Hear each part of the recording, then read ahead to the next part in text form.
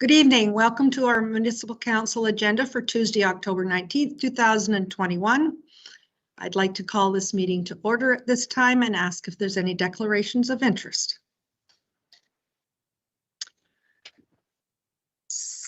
Seeing none, I will move along to our land acknowledgement statement. The town of East Gwillimbury recognizes and acknowledges the lands originally used and occupied by the first peoples of the Williams Treaties First Nation and other Indigenous peoples. And on behalf of Council, we would like to thank them for sharing this land.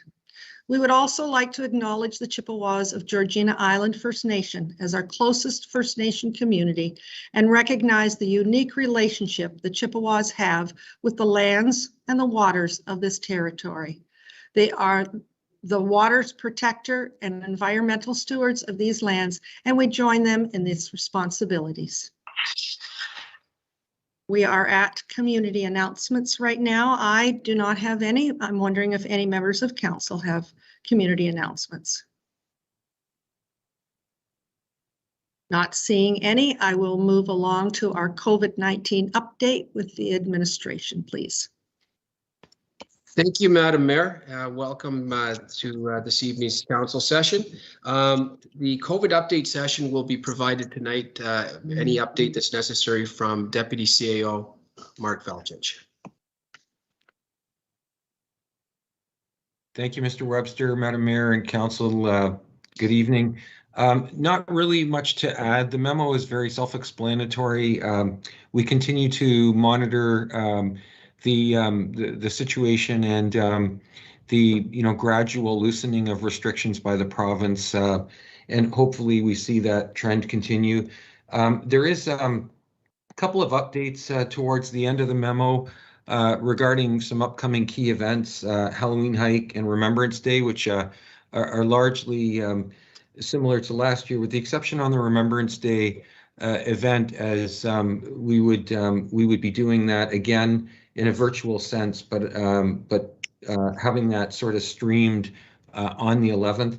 The one event that's not mentioned there is what we normally do with Santa Claus Parade. So I did want to just mention that we are in a discussion with Santa's people to see if we can get Santa to do some tours similar to what happened last year through EG, and make sure that we can get a chance to have folks see him and some of his helpers as we get closer to that season. So there'll be more to report on that as we get closer to the December 25th timeframe. Madam Mayor, that's all I have to report on the COVID memo. Thank you very much. Any questions of Mr. Velchich at this time?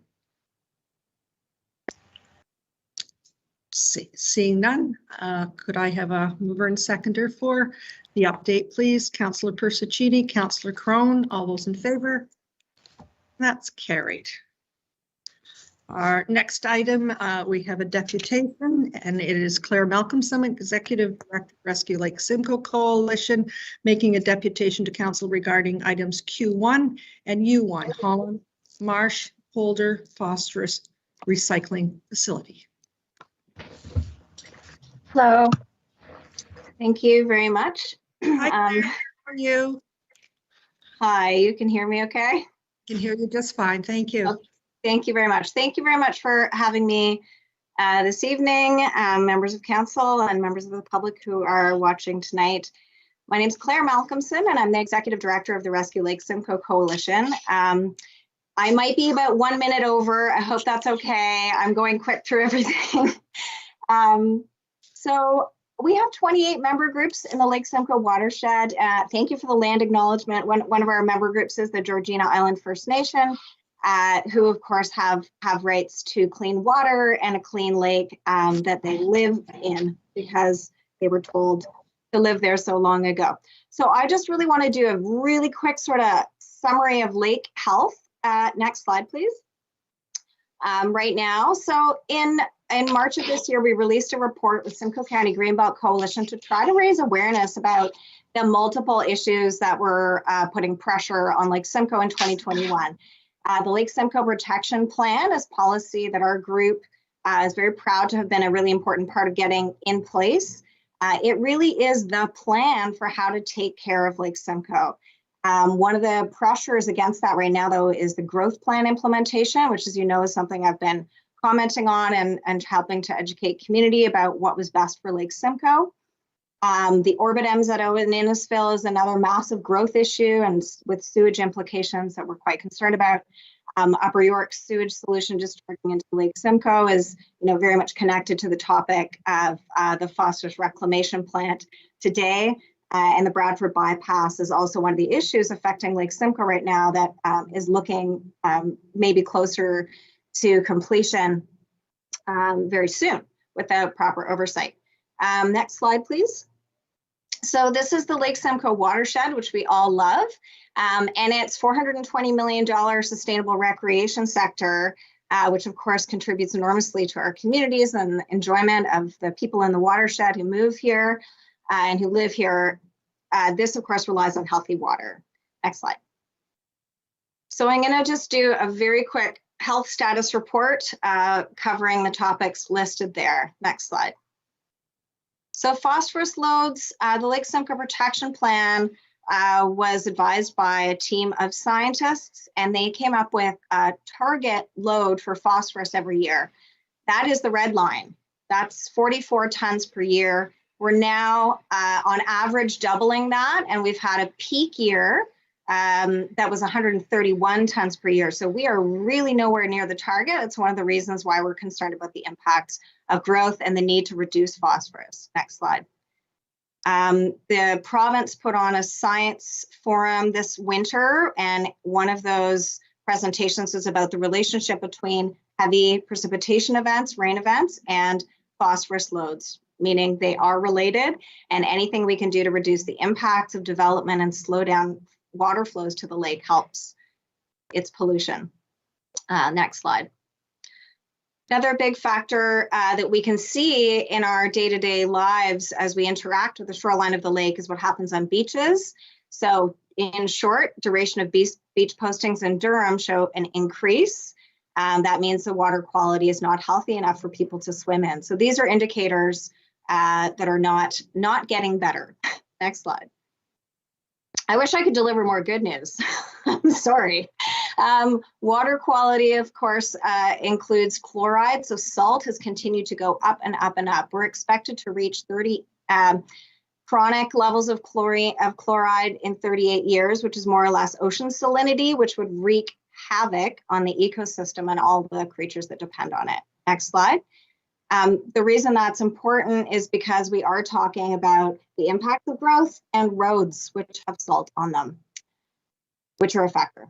We did research a couple years ago to look at how well protected natural heritage features are in the watershed and found that only 21% of the land of the watershed is protected by provincial policies that are really robust and actually prevent development.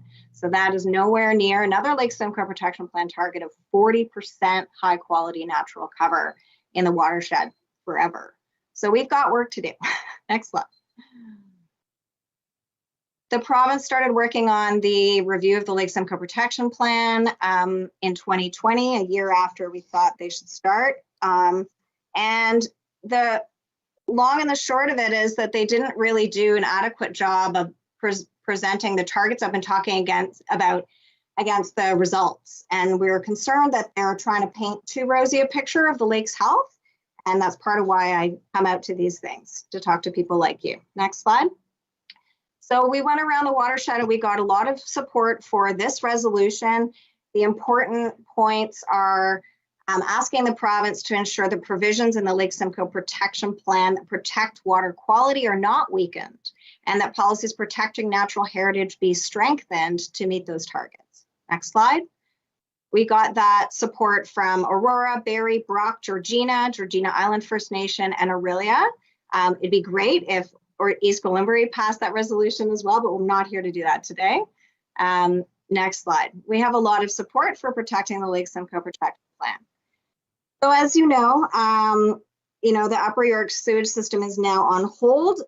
So this has led to the situation where we have the chair of York Region, who's also the chair of the Lake Simcoe Region Conservation Authority, in a bizarre position of saying, basically, I don't want to pay for our part of the phosphorus reclamation plant unless I'm allowed to pollute the lake more with the Upper York sewage system. So the reason I don't think the Upper York sewage system is a good idea for Lake Simcoe is that it will add phosphorus to the lake at a time when, as you can see, we should be all hands on deck bringing phosphorus loads down. Any real reductions, I mean, of course, it's high tech and it will do as good a job as it can at removing phosphorus. But the plan also relies on a lot of offsets, and I have lots of concerns about how those would be implemented and monitored, and whether they in fact will achieve the reductions that they're meant to achieve.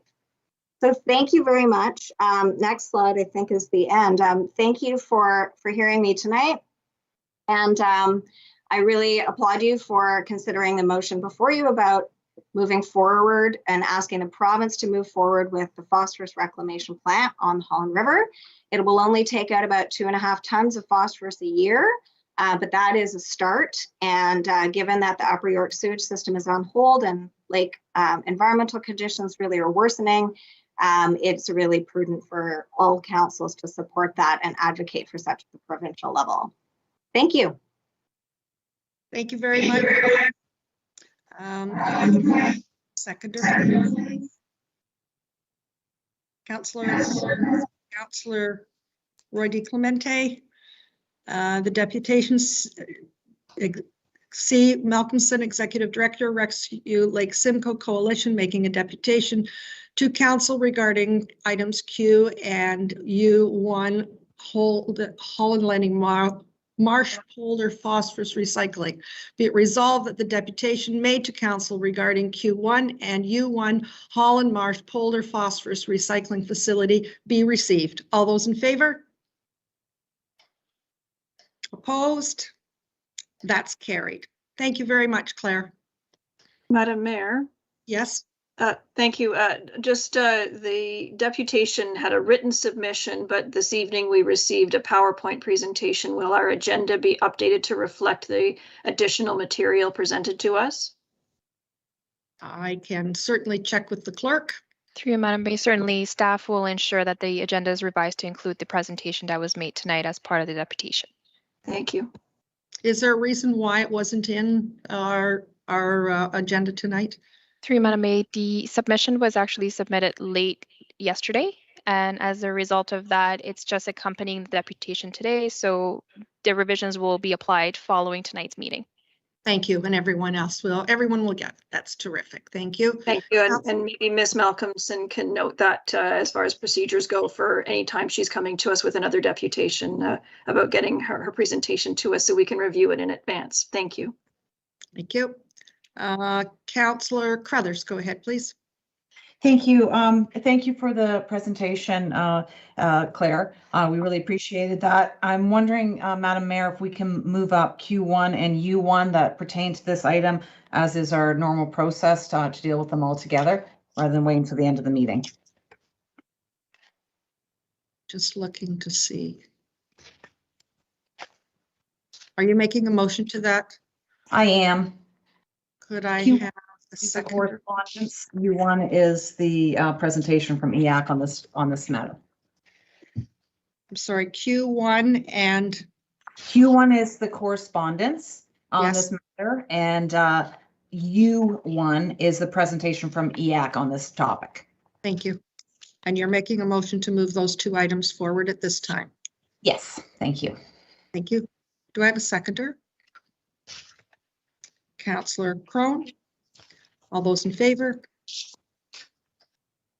Opposed? I'm going to need some hands here. Let's start again. Would like to have approved. I have 3 hands and declined. I have 2 hands. I'm going to make the call that we will move it forward at this time. And so the first one, Q1.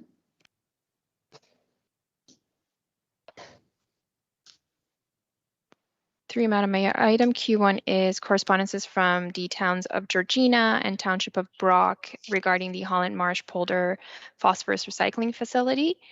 I did want to make a note that late yesterday and this afternoon, we have received 2 additional correspondences from Bradford West Gwillimbury as well as King Township in the same nature. So if it is council's wish to consider those as part of this agenda, we can certainly revise that. If not, we can add them to a future council agenda, but the item under consideration is item Q1, correspondences from Georgina as well as Brock Township. Thank you. So we'll start with Q1. Questions of Q1 correspondence for consideration. I'm seeing no questions. Correspondence from the town of Georgina dated September 27, 2021 and Brock, Township of Brock dated October 5th, 2021 regarding the Holland Marsh Polder Phosphorus Recycling Facility. Be it resolved that the correspondence from the town of Georgina dated September 27, 2021 and the Township of Brock dated October 5th, 2021 regarding the Holland Marsh Polder Phosphorus Recycling Facility be received. Could I have a mover and a seconder, please? Councillor Crothers, Councillor Persichini. All those in favor? And that's carried. The second one is U1. And that is from the Environmental Advisory Committee Report 2021-01 Phosphorus Recycling Facility. Be it resolved that Environmental Advisory Committee Report 2021-01 dated October 19th, 2021 regarding phosphorus recycling facility be received and that council endorse a motion similar to the motions passed by the towns of Georgina, Brock, and Bradford West Gwillimbury in support of the Holland Marsh Polder Phosphorus Recycling Facility. Are there questions on this? Councillor Roy DeClemente, go ahead, please. Thank you, Madam Mayor. Perhaps those who are a little bit closer to this issue could help me with this one. I'm reading, I believe it was either from the correspondence or in the report, that it's a $40 million project. The federal government has committed 16 million and York Region has committed 25 million for a total of 41 million. So it's actually a fully funded project. Am I correct? It's actually overfunded. And who could answer that? Would that be Councillor Crothers, your our council liaison for the advisory committee? Thank you, Madam Mayor. I believe that staff were going to present this report before we started going into the questions. I believe Mr. Molinari was going to take the lead on this. We didn't have a member of the committee to present tonight, so Mr. Molinari was going to speak to it. And I wasn't aware of that. Nobody let me know. Sorry about that. I was waiting for you to throw it open for the report, and then we jumped right into questions without the report. So I'm not sure if Mr. Molinari is ready to speak to it now. Through you, Madam Mayor, I actually was just going to provide a high-level overview of staff's position. I'm not prepared to speak directly to the report tonight, but if you need something on that, we can always report back on that in the future once I've had a chance to fully get up to speed. But I can say right now that staff are supportive of this project. For a long time, the region of York has been looking to have phosphorus offsetting and to improve the health of Lake Simcoe through their Upper York Sewage Solution project. And as if you recall, there was some projects that would have been completed in EG, namely at the Princess Auto Pond. There was going to be some work that would have assisted with phosphorus reduction in order to support that facility. And I believe the region over time has come to realize that it would probably be more efficient and effective to put their funds into a larger facility with a more direct impact on improving the health of Lake Simcoe through a project like the Holland Landing Phosphorus Recycling Facility. And on that basis, staff are very supportive of moving forward with that project, as it will improve the health of Lake Simcoe and have a net benefit on the watershed. And that's really what I wanted to provide tonight, and happy to answer any questions, or if you need more in-depth information on this, we're happy to report on this in the future. Thank you. Any questions of Mr. Molinari? Councillor Crothers, go ahead, please. Thank you. I can speak in more detail to the report. First of all, I just wanted to point out that there is 2 attachments referenced in the report that were somehow missed and didn't go out to council, and they are 2 reports from the LSRCA. The final report on reducing phosphorus loading, which is in favor of the treatment facility, as well as a slide presentation from the LSRCA on water treatment study, which can be forwarded to council to take a look at as well. The simple ask in this is just that we are supporting the moving forward of this, that we don't want it paused along with the Upper York for an indefinite time, because as Ms. Malcolmson's presentation showed, the lake can't wait another 5 or 10 years before we do something about the phosphorus. So that's what the simple ask is. Councillor Roy DiClemente's question about the funding. There's funding available from the federal government for a large portion of it. The rest of the funding was going to come from the Upper York sewage solution. It was going to be a combined project. So as separating it out, we're now asking the provincial government to step up and help fund this project with the region running the project. And as has been seen in the correspondence that we received tonight, as well as the other ones that we will receive at a future date, there's lots of support around the lake for going ahead with this by other municipalities. And this is simply asking for support of this project in order to encourage the other levels of government to step up and help with the lake. We're supporting our neighboring municipalities who are drinking from the lake, and as we saw in a presentation a couple of council meetings ago, we might be drinking from that lake eventually as well. So we want to just encourage the government to step up and get this underway. I hope that answers your question. If there's other questions I can answer, I'm happy to give it a shot. Thanks. Councillor Roy DiClemente, go ahead, please. Thank you, Madam Mayor. I think it goes without saying that it makes sense for us to support this project in principle. Absolutely, it makes complete sense. However, I got a couple of challenges. One is that there appears to be information that we weren't provided with in order to make a full decision, i.e. the LSRCA report and the slide deck referenced in from our Environmental Advisory Committee. And we don't have a representative from the committee to present this report. I absolutely think that we should be supporting this project. The challenge that I also have is that the motion that was passed by neighboring municipalities references and perhaps acknowledges that the UISS has been put on paused status, and I'm not interested in supporting a resolution that reflects that. In this circumstance, the York Region is undertaking a water and wastewater master plan that contemplates and has no backup plan as far as what's going to happen with water and wastewater. So from my perspective, I would like to separate out the verbiage in that resolution that reflects the UISS and simply focus on the phosphorus offsetting and say we support in principle any technology or project that would further reduce the phosphorus being put into our lake. And that way we're separating it out from that project in general and simply saying we want this to move forward and not reference the water and wastewater project. Thank you. Thank you very much. Comments on Councillor Roy DiClemente's suggestion? Councillor Foster, go ahead, please. Thanks, Madam Mayor. I agree with Councillor Roy DiClemente there. The only other thing that I'm thinking is it would be nice to have some more concrete information about the funding of this project. It sounds like there's a couple of different things going on. I'm not sure how we write that into our resolution or if it needs to be in there. I just can't help but think, it sounds like the funding streams have changed a little bit.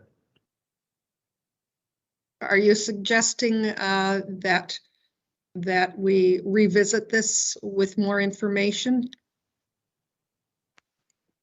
If there's a way, Madam Mayor, that we can support pushing this ahead, which I agree with, it needs to be done. I just have to question the funding at this point. Thank you. We may be supporting something that we're not sure where the money's coming from. and find out later. Councillor Crothers and then Councillor Roy DiClemente, please. Thank you. That's the intention of the motion, is to push for the province to step up and fund this. And we saw in Ms. Malcolmson's presentation about the commitments that the province has made to reducing phosphorus. And so the point of this is pointing out to them that this is one way that they can do it.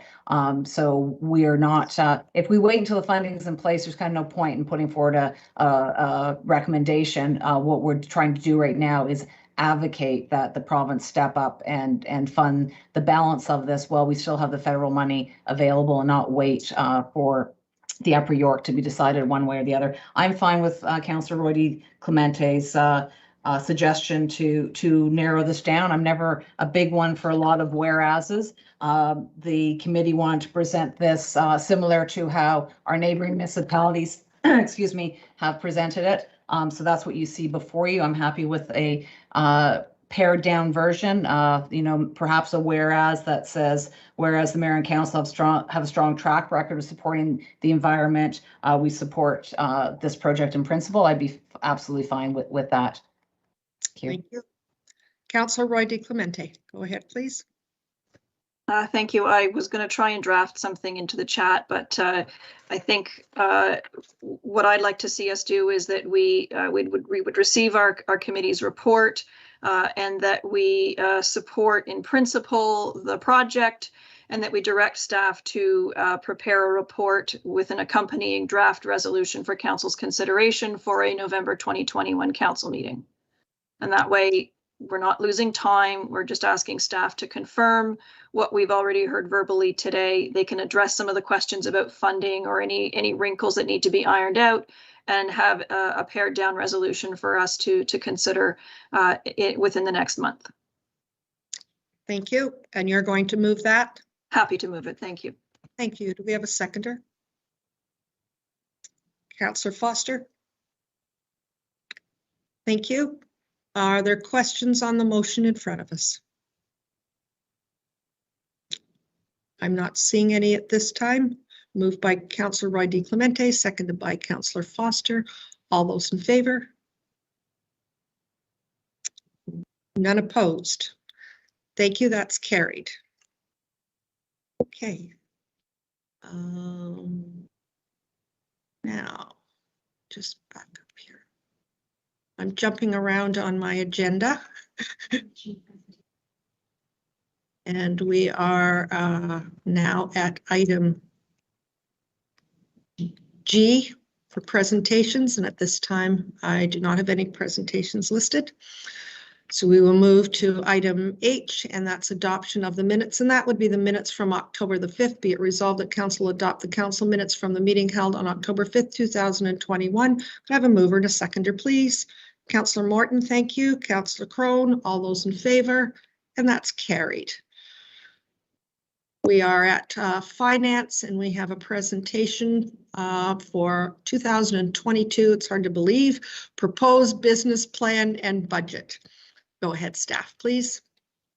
Okay, Madam Mayor, I would like to introduce Treasurer Warren Marshall, who joined us not too long ago. He's had quite a career at York Region. Now we're very proud to have him as our treasurer at East Gwillimbury.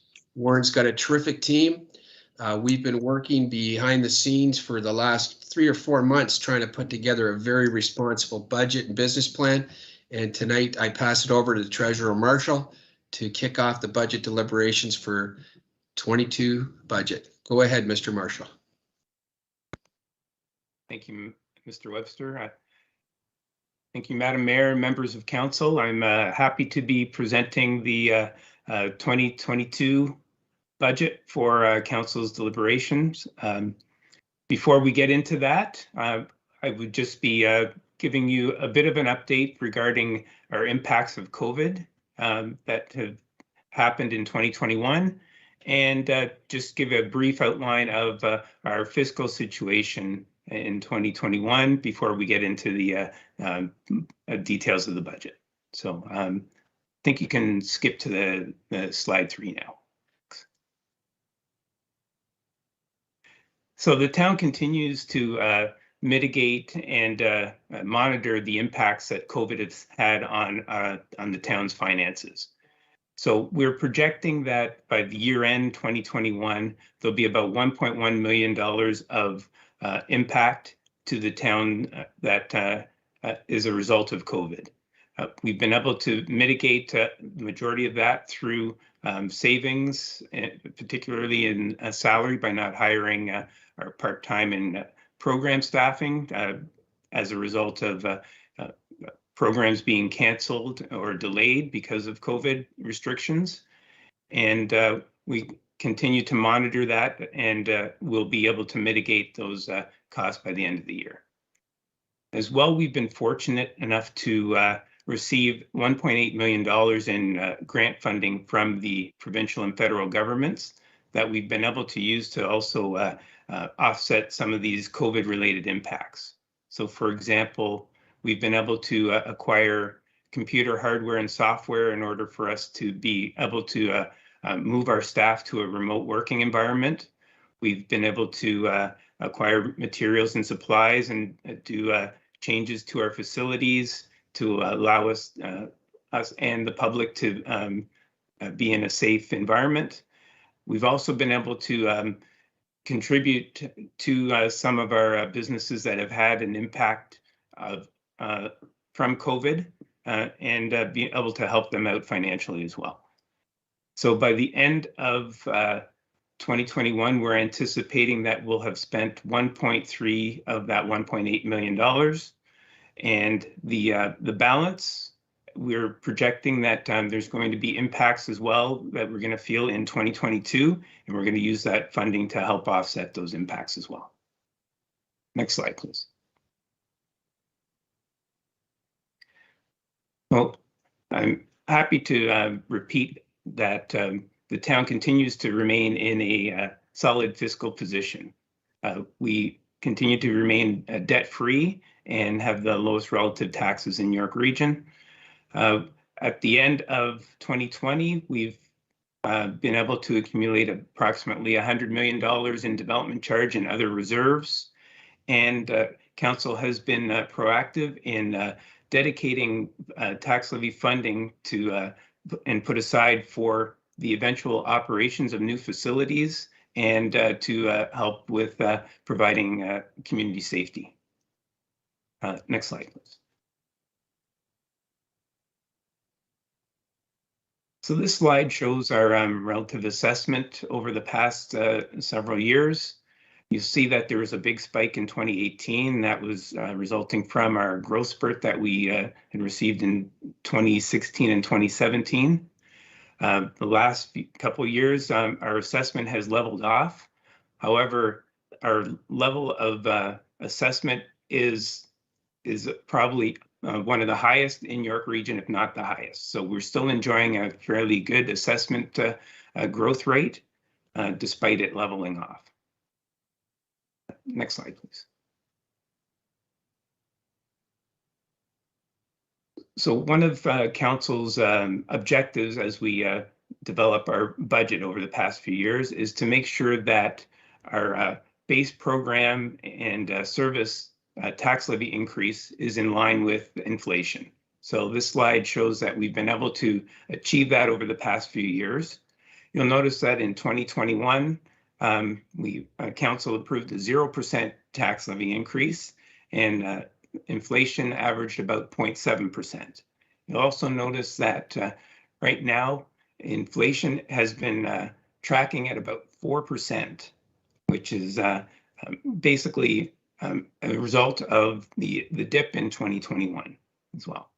And we're also projecting a 0% increase on our base programs for 2022. Excuse me. Next slide, please. So I think Council is familiar with this slide. This is a slide that shows the relative taxes on a two-story detached dwelling in each municipality in York Region. And once again, you'll see that East Gwillimbury has the lowest relative tax rate, lowest taxes within the York Region municipalities. There's a 14% difference between the next lowest municipality and East Gwillimbury, and on average, there's a 26% difference between the average in York Region and East Gwillimbury, which represents about $1,100 in a gap. And that gap has increased from last year by about 1%. Next slide, please.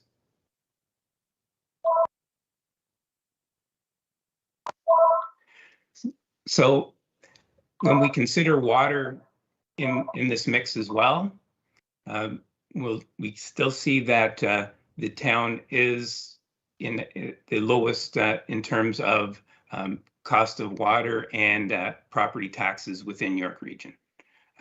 There's a 5% gap between us and the next lowest, which shows that we've been able to continue to manage to provide high quality services at an affordable rate for our residents. Next slide, please.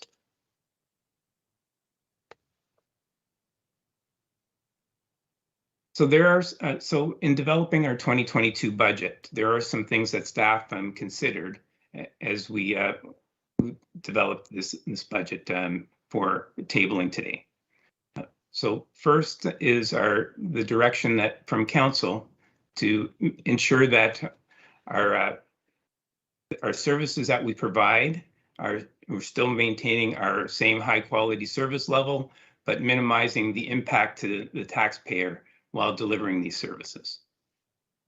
We are also focusing on our modernization and transformation program to help derive cost savings and efficiencies to assist in keeping costs low for our taxpayers as well. In 2022, it'll be the first full year of the operation of our operations center. So we want to make sure that we have captured the costs that are required to run that facility in our proposed budget for 2022. So you'll see later on in our presentation that we are planning for we'll be in a position in 2022 at the beginning of the year to actually tender the health and active living plaza. So we want to make sure that we have funding available to construct and operate the facility once it comes on board. So that was a key focus through this budget as well. And as well, as I mentioned before, continuing to monitor the impacts that COVID is having on our budget as well. Next slide, please. So the proposed budget that we're tabling for council's consideration totals $65.1 million. That's about $20 million more than last year, mainly due to the size of the capital program. Next slide, please. So on the operating side, there's three components to our operating budget. There's the tax supported budget, there's the development and fee supported, and there's our water and wastewater budget. So our proposed budget for 2022 is $42.3 million, which is a little bit higher than our 2021, which totaled $40.8 million. I just want to point out that the water and wastewater number that you see here is our 2021 approved budget that we approved last year. We're going to be tabling that in 2022, so that's just the number that we've included in here for presentation purposes. Next slide, please. So focusing on the tax-supported budget. Our tax-supported budget, 2/3 of that budget is salaries and benefits.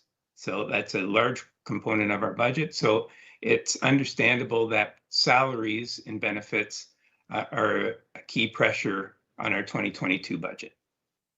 So with step increases and adjustments to or cost increases for our benefits and a provision for a cost of living allowance that ends up being about a $700,000 impact on the town's budget.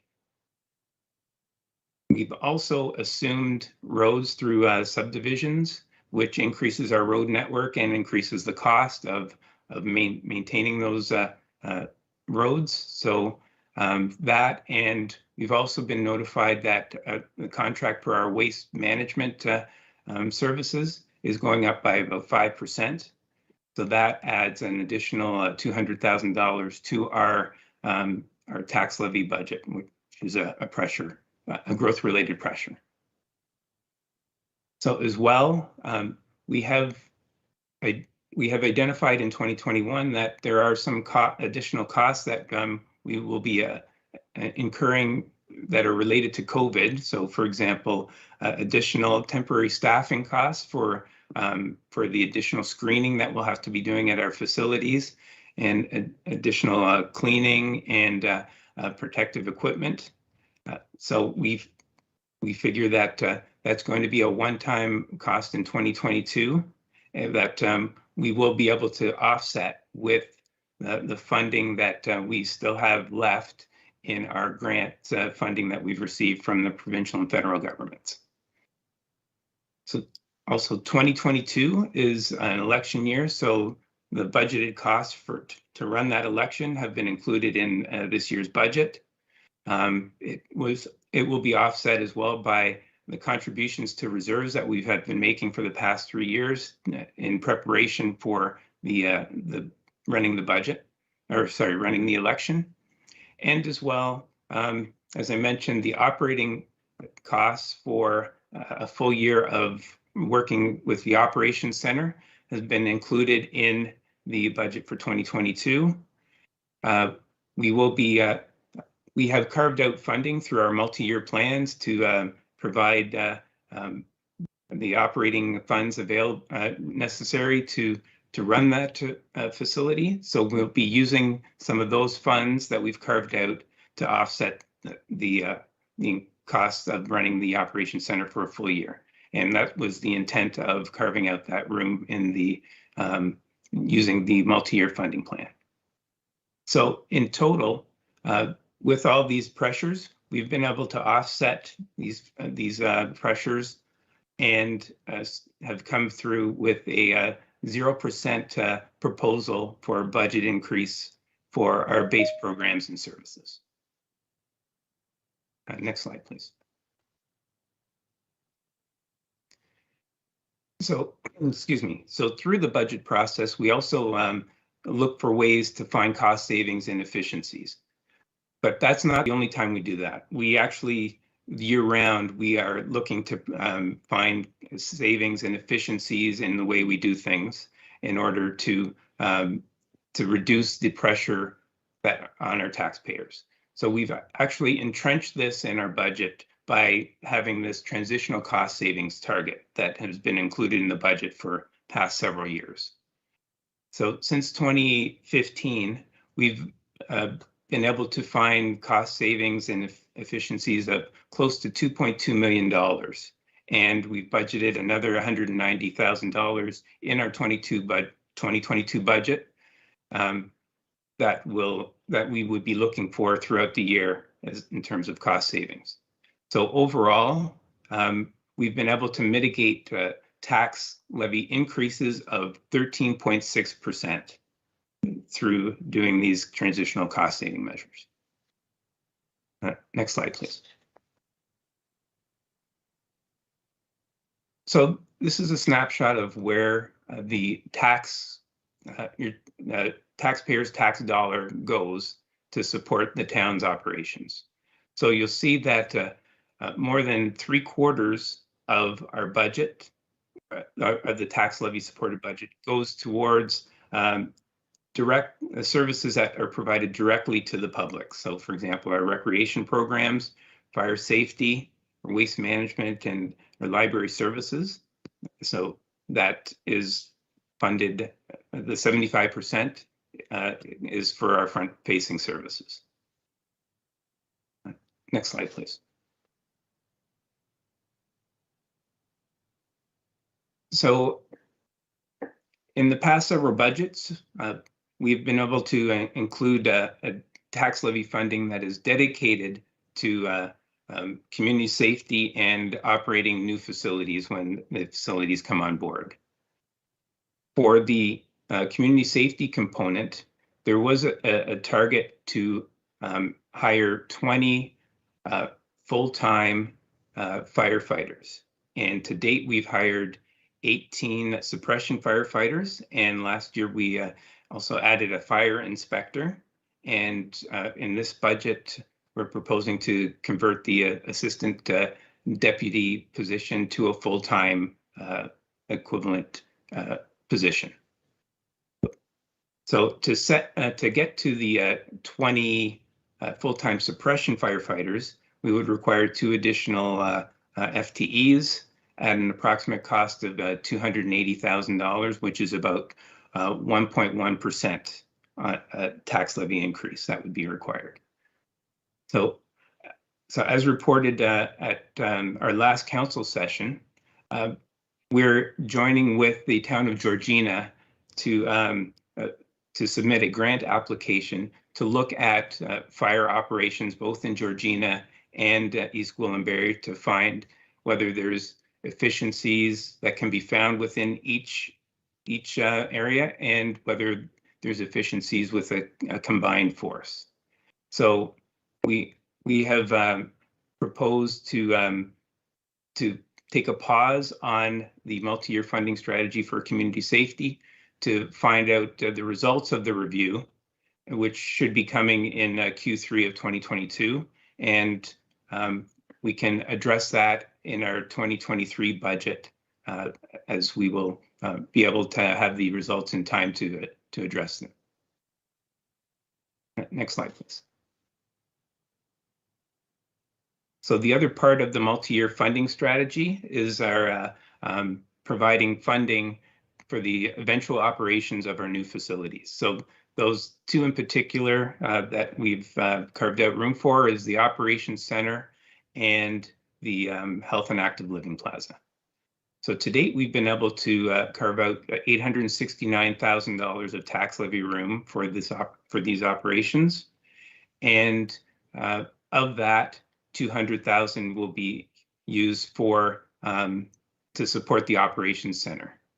So that leaves a balance of $669,000 for the eventual operations of the Health and Active Living Plaza.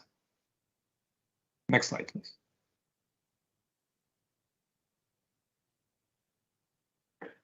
So staff have been working on getting costs for the operating side of the Health and Active Living Plaza, and right now preliminary estimate of operating costs is about $1.6 million annually, and that's net of any revenues that would be generated from the facility. So with the $669,000 that's available right now, there'd be an additional $931,000 that we would need to carve out over the next 4 years based on an anticipated opening of the facility in 2025 in order to make sure that we have enough funding available to operate the facility when it comes online. And that equates to about a 0.8% or $233,000 a year that we'd have to carve out every year to ensure that we met that 1.6 million target. Next slide, please. So as I mentioned, the proposed budget, as we've presented it, has a 0% net tax levy increase. But we are tabling 2 items for council consideration that have not been included in the budget, but we've tabled it for council consideration. So the first one is the inclusion of a provision for carving out some operating tax levy room for the Health and Active Living Plaza. And the second one was based on a report that was presented last council CIS that identified the eventual need for a road operation staff to keep up with the increased demand on the road network based on our increasing road network. So what it was identified for 2023, but if council wanted to consider accelerating that position, staff have proposed that this position could be shared with the Parks Department, who is also experiencing growth in their trails and park network as well. And they're experiencing pressure on the maintenance on that side. So there is a proposal that we've put out to hire a hybrid FTE that would work part on the road side and part on the park side. And all these would be funded through a 1% dedicated tax increase. And we would also find some offsetting savings in our part-time salaries to help fund the new FTE as well. So just for perspective, the 1% tax levy increase on an average home would be about $20 per year. So next slide, please. So in summary, on the tax supported side, there's a 0% tax levy increase on the base programs. We've tabled something for council consideration of a 1% dedicated increase for the Health and Active Living Plaza and for supporting the roads and parks operations. We're continuing our service level for our base programs and services, and also focusing on our modernization program to help drive some efficiencies and cost savings as well. We'll be looking at the multi-year plans as well, and not just this year, but we'll be looking at it as well in the future years to ensure that we can carve out enough room for our community safety and for our Health and Active Living Plaza. And finally, we've done a brief look at 2023, and we're anticipating that the pressure on base services and programs will be in line with what we're projecting for inflation in 2023. Next slide, please. So on the capital side, our proposed capital program for 2022 totals $21.8 million. And the main project in this proposal for 2022 is the tendering of the Health and Active Living Plaza. We have budgeted $10 million for 2022 and cash flowed it out as well for the next 3 years. So new for this year's budget, we're actually showing what we called our 10-year capital forecast. That is, we're not looking for approval of that. This is just for council information, and this is what we use to help us with our financial planning and our work planning processes. And it's adjusted annually as well, but it's not for endorsement or approval. We're still looking just for the approval for the 2022 capital budget. So in the 10-year plan, you'll see that the majority of the plan is growth related, and that's the major ones that we're looking at in terms of capital projects are, of course, the Health and Active Living Plaza. We're also looking at the expansion to the sports complex and improvements to our community centers. But there's also a fairly substantial component that's looking at rehabilitation and replacement of assets, mainly in our road area. So next slide, please. So this is another look at our 10-year plans based on departments. So you can see that our community parks, recreation, and culture is the majority of our 10-year plan and our current year plan. There's also a significant component of roads, which is more on the replacement side. So that's the rehab of our road network. That's on an annual basis as well. Next slide, please.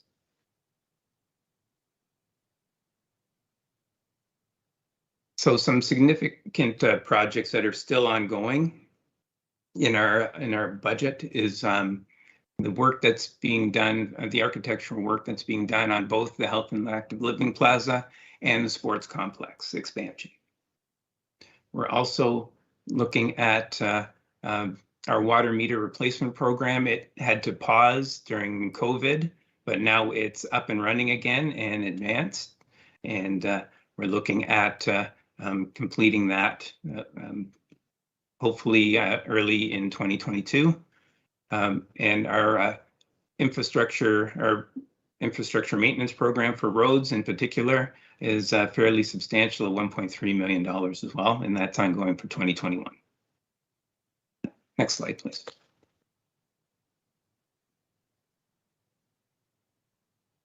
So proposed in our 2022 budget is the major one, as I indicated, is the Health and Active Living Plaza. So we've included $10 million in our 2022 budget, but we have budgeted $54 million over the span of the project, which we anticipate would be in service in 2025. So this is a preliminary estimate. There will be more work done on providing estimates later on, and we'll be reporting to council on that as we drill down further. Some other significant projects are the replacement of the rehabilitation of the East Town Line Bridge that is shared 50-50 with the town of Uxbridge, and the revitalization work that's being done, being planned in Mount Albert and Holland Landing as well. Next slide, please.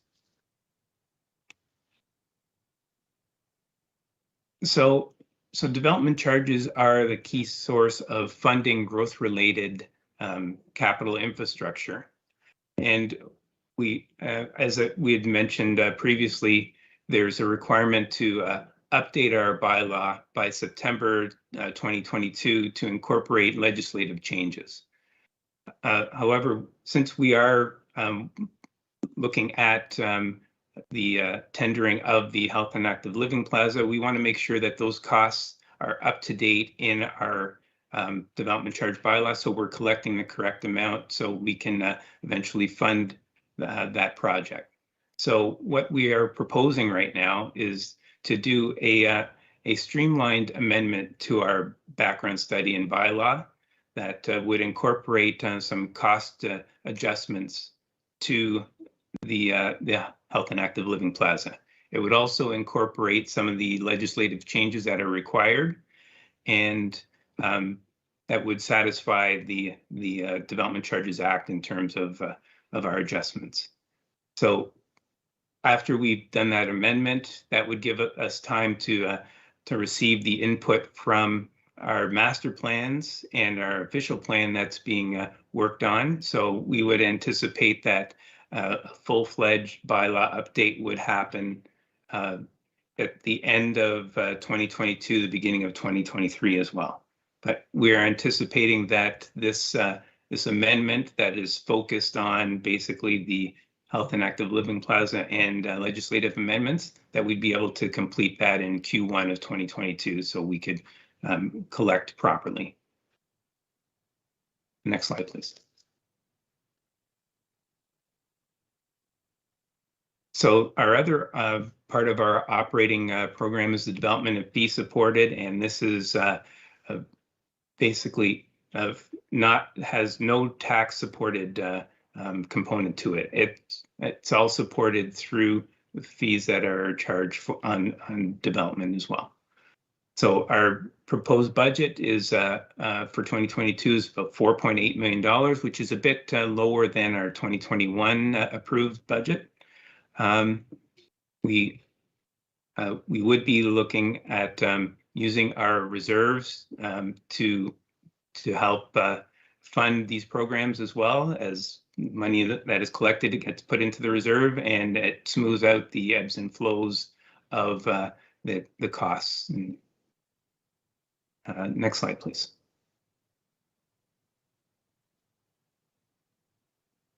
As I mentioned earlier, the water and wastewater budget we were planning to table in January of 2022. We've received direction from council to come in at a 0% increase on our water and sewer rates for 2022. And just wanted to mention that the region has recently come out and has done a rate review of their rates to provide water supply and sewage treatment to municipalities, and they have approved a 3.3% increase in their rates for the next 5 years. So that will be incorporating those costs into our budget for 2022. Next slide, please. So after tonight, we're going to be working on our budget binders, and by the end of the month, we'll be able to hand out those binders to council. And I'm sure you're all looking forward to that, but we will be having that by the end of the month. We'll also be booking meetings with the council members to go over the budget binder and answer any questions and get feedback from councillors as well. Our budget discussions start on November 22nd, and we have 3 sessions, and hopefully we'll be in a position to approve the tax supported, fee supported, and capital budgets by December 14th. And then on January 18th, we will be tabling the water and wastewater budget. So before I end my presentation, I'd just like to give thanks to people that were involved in preparing this budget, which includes our finance department, in particular Val Adema, who's the director of finance, and Kirsten Dax, who's our manager of development finance. And thanks to all the operating departments that for their cooperation and participation in this. So with that, I'm happy to answer any questions. Thank you, Mr. Marshall. A lot of hours have been put into that book. Thank you. Questions of Mr. Marshall? Councillor Crone, go ahead, please. Thank you, Madam Mayor, and through you too, Mr. Marshall.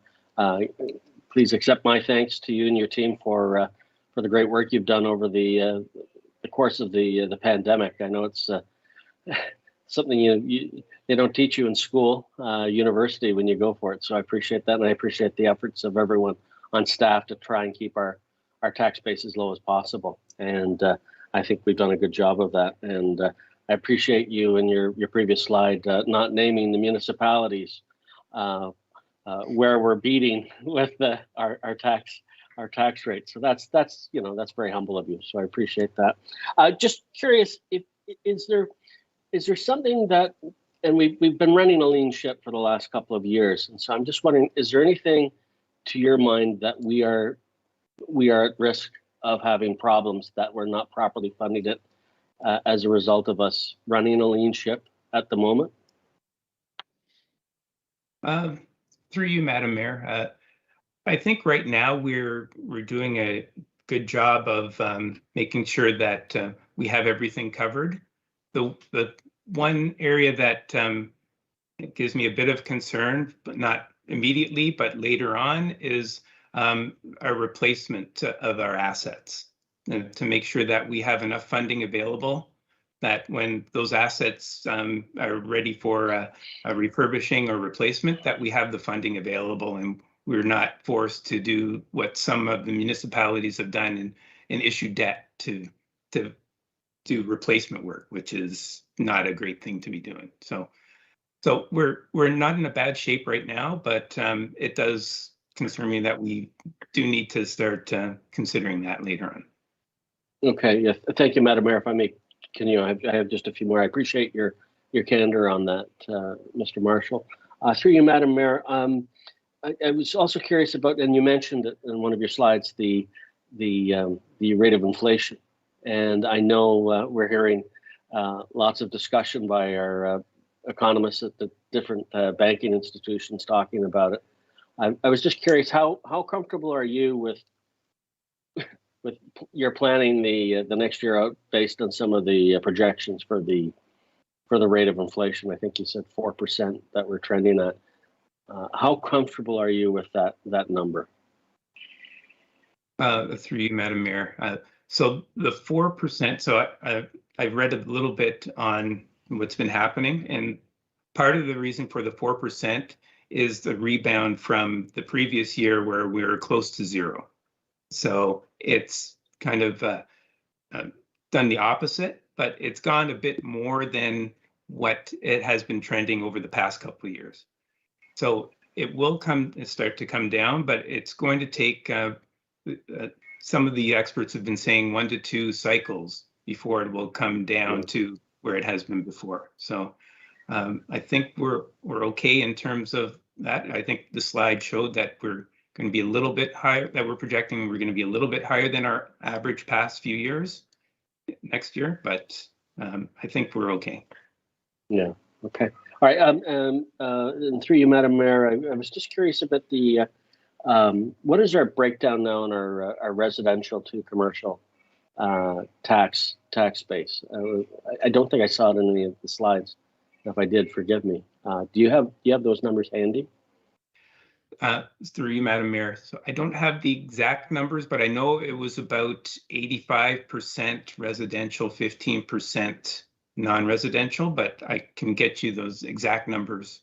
Yeah, maybe for the, we'll be chatting about budgets for the next little while, so that wouldn't be, that might not be a bad idea. And if possible, through you, Madam Mayor, to Mr. Marshall, I know we do the comparison of our relative residential tax bases. It would be interesting to see how we stack up on the non-residential side. I think that would certainly help in our economic development prospecting as well. So just a suggestion for a future meeting. That's it for me, Madam Mayor. Thank you. Thank you very much. Councillor Persicini, go ahead, please. Just a thought, since the big pipe is not going to come for quite a while, are we doing anything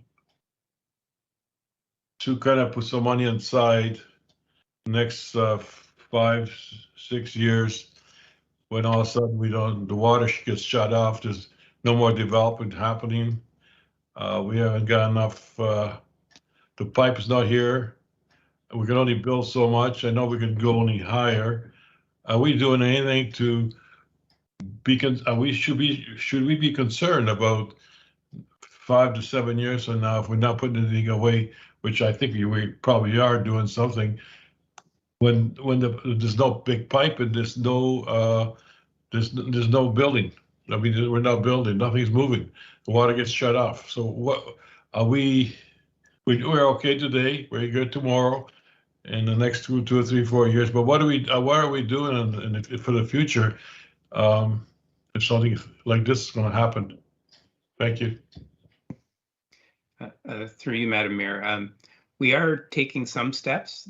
For example, the update, the amendment to the DC background study is one of those steps. Like, we want to make sure that we are collecting enough now for the eventual builds that we are doing. So, and we're taking a proactive look at our fees and charges as well to make sure that they are in line. So we are collecting enough. We have been carving out money in the budget for eventual and future costs. So I think council has been doing a good job with doing that as well. It is a concern that going out 7 to 10 years to see what's happening with growth. So that's something that we will be looking at as well. And I think it also depends on what happens with the region's decisions on their growth plans as well. So I realize our staff is doing a terrific job. Our team, we're doing better as everybody tells us than in most municipalities, and we're keeping everything done. And the residents should be quite happy.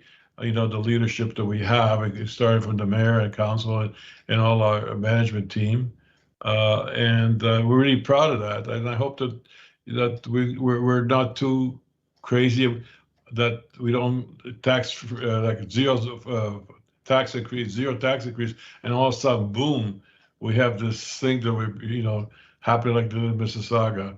So anyway, something just things are concerning, because I'm a taxpayer myself, but that I have to pay. Thank you. Questions, comments? Councillor Crothers, go ahead, please. Thank you, and thank you, Mr. Marshall, for a really good presentation. I think our residents have lots of good news in this presentation coming forward.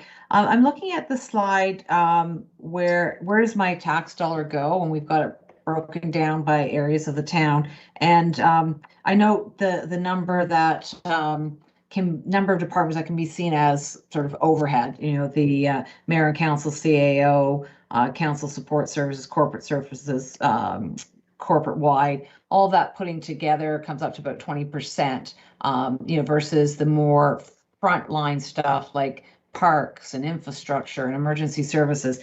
I'm wondering if we've done a comparison of how we break down our expenses compared to other municipalities. I know we're running pretty lean, but when you group things together by what is, front of mind services to our residents, and then the backbone, what's going on behind the scenes, how do we compare to other municipalities?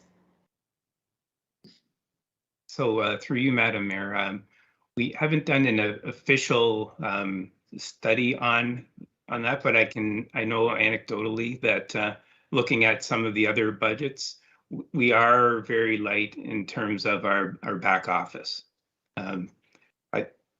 Maybe I'll put it a different way. We're very front loaded for our front facing services, that we dedicate the majority of our tax funding to provide those services to the public.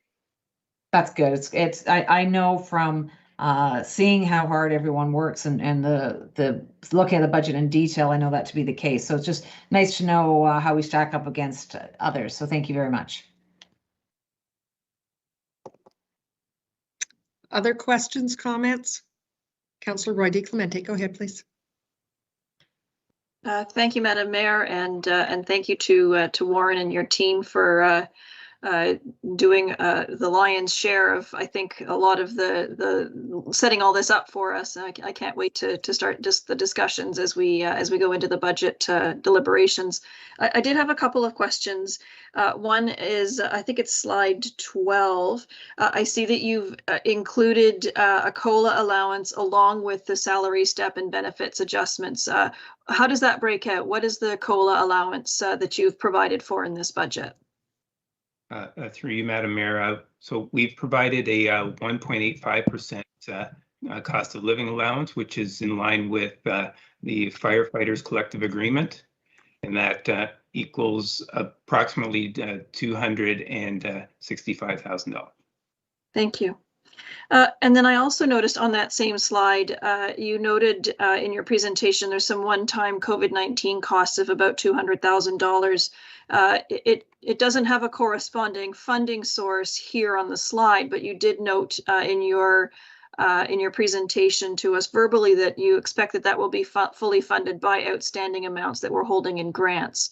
So I'm just wondering if in fact, while this slide balances at 1.5 million, whether in fact that $200,000 for COVID is actually offset by grants, and there may be a little bit of money left over here. So through you, Madam Mayor, the last line we've on that slide, withdraw from reserve, we've included that COVID funding in there. So okay. if you recall, you might not, but in our year-end audit, we were asked to move that COVID funding to a reserve. And so we've incorporated that as a reserve draw. Okay. Thank you. And then when we start to delve into this a little further, I'd like to have a bit more understanding of what that breakout is the Ops Center, the draw from reserve for the election, because I know we've been saving for the election. So when we have our discussions, I'd like to have a better understanding of that. And then just finally, through you, Madam Mayor, to Mr. Marshall, the money that we have been setting aside for the health and active living operating costs of $669,000, does that include, and your estimate of 1.6 needed to operate the building, does that include the operation costs for the library, or is the library on top of that estimate?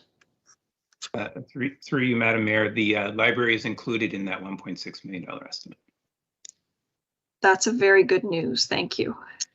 And then just finally, Madam Mayor, through you to Councillor Crone, we don't need to name names if we're doing better than everybody. Thank you. Thank you. Other questions or comments? Madam Mayor, if I may? Yes, go ahead, Councillor Morton. It's not a question, it is a comment. I had the opportunity this afternoon to speak with Mr. Marshall, and he sort of took me through this whole area.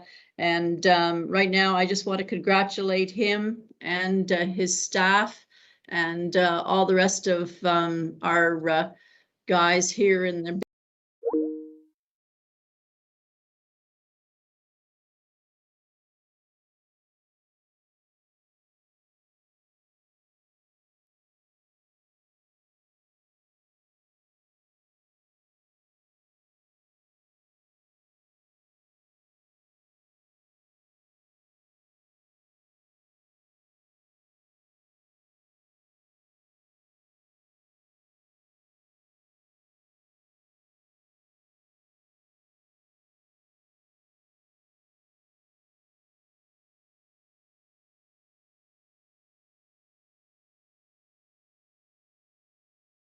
us here, elected officials, to understand it and to be able to respond when members of the community are asking us many questions. And thank you very much. I'm not seeing any other questions or comments. Councillor Morton, would you move that for us, please? So moved, Madam Mayor. Thank you. And second, Councillor Foster. Thank you very much. All those in favor? And that's carried. Thank you. We are now at Legal and Counsel Support Services. Item J, I have a note that there are no reports at this time. Is that correct, Mr. Horner? That's correct, Madam Mayor. Nothing on the agenda this evening, but very happy to take questions. Thank you. Any questions of Mr. Horner? Seeing none, we'll say thank you very much and move along to administration in the same position that there are no reports at this time. And Mr. Webster, go ahead, please. Nothing to add at this time, Madam Mayor. Thank you. Any questions of Mr. Webster? I'm not seeing any at this time. Thank you. We'll move along to corporate services. Mr. Valchik. Thank you, Madam Mayor. I'm pleased to turn this over to our Director of Economic Development, Margot Bejean. And Margot's put together a brief presentation for you, just to give you a little bit of an idea of some of the things that Southlake is looking at as it develops its medium and longer term plans for program and service delivery, and some of the things that they're considering in terms of additional facilities that they may want to be bringing online as part of that. So I'll turn it over with your permission to Margot. Thank you. Thank you, Mark, and through you, Madam Mayor, members of council. Yes, at council's request, I was asked to look into sort of what our options were in terms of potentially being the location of choice for this planned Southlake expansion. So if we could go to the next slide, please, I'll just give a little bit of the background. So the rationale for this expansion is based on the fact that we are Southlake Health Regional Health Center serves one of some of the fastest growing communities and fastest aging communities in Ontario, and in recent years has become one of the most overcrowded hospitals in the province. Their recently released master plan cited that their preferred approach would be to construct a new acute inpatient care hospital on a new site, as they've outgrown the footprint of their existing facility. The existing facility would then transition to an ambulatory care facility with a special focus on senior care and expanded mental health services. Next slide, please.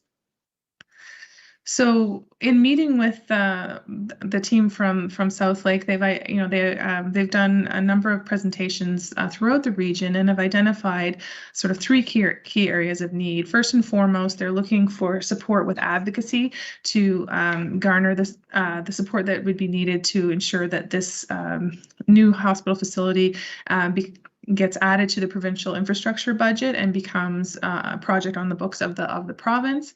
They are looking for land. They said they have identified ideally a 60 to 80 acre site that must be accessible. That would need to have proximity of public transit, and ideally based on sort of the financial constraints and the cost of building a facility such as this, they're looking for a community or corporate partner that would be able to donate the land. They anticipate that the project will cost somewhere in the area of $2 billion, which obviously is going to require an extensive fundraising effort in order to make this a reality. Next slide, please. So in considering what our role might be in working to attract this facility, we considered some of the community benefits. Obviously, having a healthcare facility within the community certainly supports our efforts to become a complete community. It offers an enhanced standard of care for our residents and does bring with it a number of jobs. There are reputational benefits. Having a major healthcare facility in the community certainly is a great message to send to prospective residents and prospective investors. As we know, in the coming years, we're seeing some investment that will bring with it significant job creation. And in order to attract the people, skills, and the talent to fill those jobs, having an asset such as a major healthcare center is certainly an added attractive feature, as people are thinking not only of the job, but also the life and supports for their families. And although it isn't, we don't see the same types of immediate economic benefits that we would for industrial development or other job creation, there are significant long-term economic benefits to having a facility such as this in the community. Growth related to the hospital, whether it's medical offices or potentially some healthcare sector cluster development related to research, labs, and other services that would support and benefit from the presence of a healthcare facility. Next slide, please. So if we agree that this is something that we would like to pursue and position East Gwillimbury as a location of choice for this development, I think there are a number of steps that we can take to advance those efforts. First and foremost, defining and implementing an advocacy strategy to secure a provincial support, and that may take the form of letters or community outreach. But I think it's important in our messaging that it's not only about the need, as I'm sure the province sees a need across the province. A number of communities are struggling with access to healthcare, but how we can stand out is positioning ourselves as being solution oriented and having, positioning this as a win, in that we have, the available land, we have the available resources and the ability to make this happen, and positioning it as you know, as a positive outcome for the province. So as a second step, approaching landowners who, you know, we're very fortunate to have some excellent corporate citizens that we work with on a daily basis, and explore options for land, either donation or long-term lease or other mechanisms that would allow the facility to locate in East Gwillimbury, either at no cost or a reduced cost that would certainly help to advance their efforts, given all the other costs associated with establishing a facility of this magnitude. And then the next step would be to sort of define what our role as a municipality would be going forward in terms of supporting those fundraising efforts, and recognizing that this is not a short-term commitment, that they're looking at sort of an 8 to 10 year timeline for building this hospital. And so there are things that we could do in terms of, you know, our the fundraising efforts that we already participate in, perhaps focusing those more towards the hospital, providing support to the, you know, the capital campaign, and whether that be through in-kind support, access to facilities, you know. But I think there's work to be done in terms of scoping out what our commitment looks like, and then finally, based on whether or not we do have land available to offer, and that land being suitable to the needs of the hospital, then making a decision on whether or not we continue to go forward and commit to this project on a long-term basis. So I'm happy to, I mean, this was a very quick overview, but I think my recommendation would be that we continue to explore this, certainly advocating on behalf of a new facility, whether it lands in East Gwillimbury or elsewhere in the region, is a benefit to all of our residents. So I think at a minimum, that would be a first step, but certainly happy to hear back from council on further direction. Thank you very much. Very exciting. I did see a hand up. Councillor Persichini, go ahead, please. This would be great, East Gwillimbury. We missed out at the university, but now we can get a hospital. Would it be great for us to have that, especially with the 404 extension? It could be somewhere near the 404, the helicopter pad, everything close to the. I could just see the whole thing. I remember Mr. De Gasper's talking to me about it. They wanted to donate the land on 404 there when I went to pitch for the pool money to when we rebuilt the pool. And he was kind of disappointed. I think Tom Webster was with me at that time when we went down to, and we did get 40,000 over the 5 years from him. But he says we should have got the place, you know, that hospital built over there. You know, I said, well, the politics gets in the way sometimes, I said, Fred. But anyway, this could become a true dream for us. And Fred will look down and say, hey, Joe, that's a great idea. Get everybody aboard. Anyway, I'm excited if we could get it at East Gwillimbury. Thank you. Thank you. Other questions, comments? Councillor Crone, go ahead, please. Thank you, Madam Mayor. I'm certainly supportive of this. I think having a hospital in our town would be great. It would be an economic boost. It would attract supporting business professionals, and it would draw a lot of talent as well into our community. And I think that the net benefits would be phenomenal. So I'm happy to support this initiative, and I would just ask, you know, through you, Madam Mayor, to Ms. Bejan, what can we do as a council to help push this along? What do you need from us to make this happen? Through you, Madam Mayor, I think the direction to pursue the next steps is identified, working very closely, obviously, with members of council, as I feel like you will be instrumental in those advocacy efforts. We can certainly do sort of the preparatory work to get that going, and explore conversations with our corporate citizens and our community partners to see what may be available, and then convene a meeting with Southlake to try to firm up our commitment and hopefully become their location of choice, you know, as sort of phase one. And then phase two is where sort of the work of that fundraising, that monumental fundraising effort needs to take place, and sort of a better understanding how we can support that. And I would recommend that we think outside the box, because that's what's going to get the attention and of both Southlake and the province to be able to secure their support for this.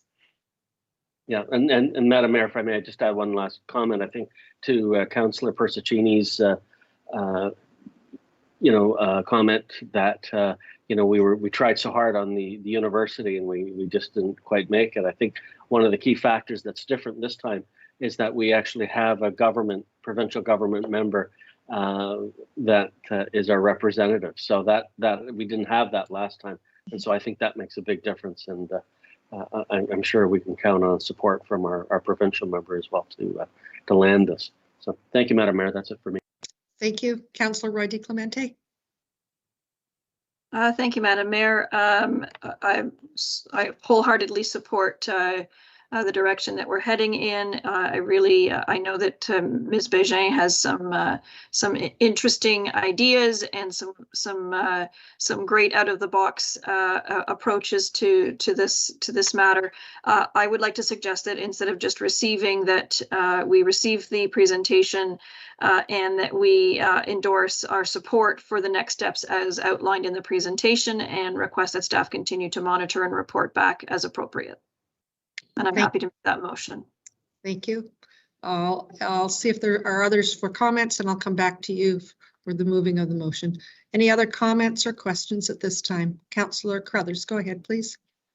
Most of my comments have already been said, but I just want to express my support for any effort we can put into trying to bring this hospital here. That goes without saying, it'll be great for our community. And on one of your slides, you talk about how there's a benefit to EG, even if it doesn't locate here, having it nearby, all the spin-off activity. So we want to get it as close to us as we possibly can, I think, both for our residents and for the economic benefit to our community.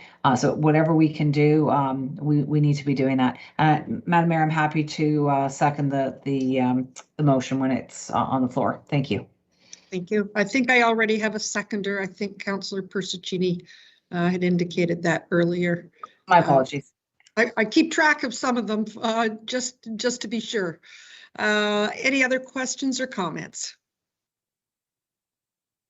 Okay, I have Councillor Roy DiClemente who will be moving it, and I know that you had added some other verbiage to it as well, and I do believe that our clerk captured that.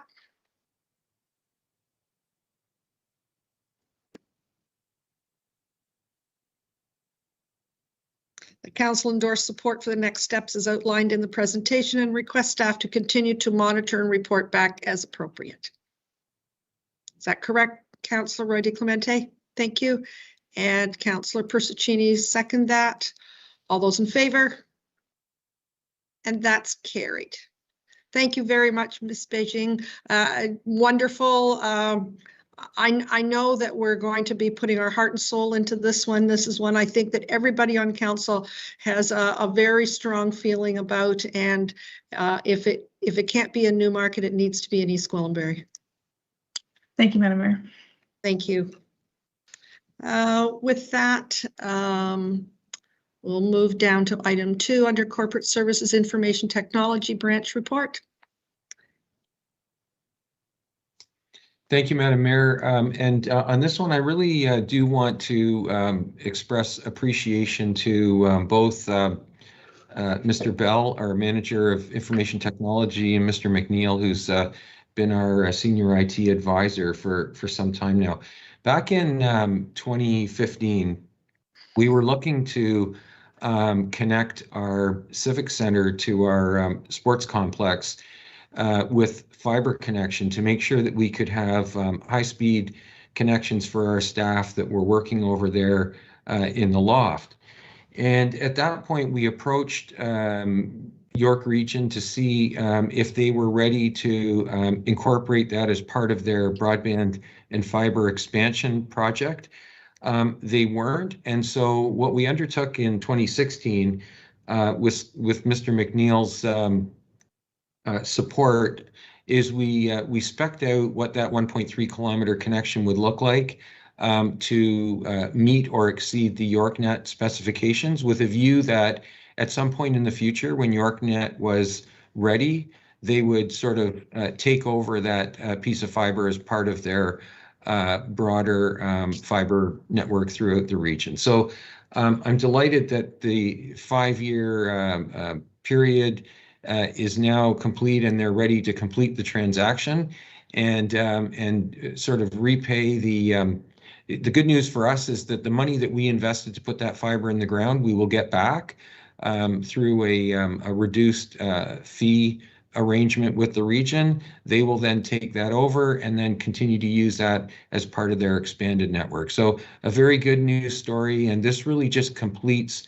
a transaction that started about 5 years ago, and it's now going to go where it was intended all along. So that's the story on this one, Madam Mayor. It's a good news story, and pleased to answer any additional questions you may have.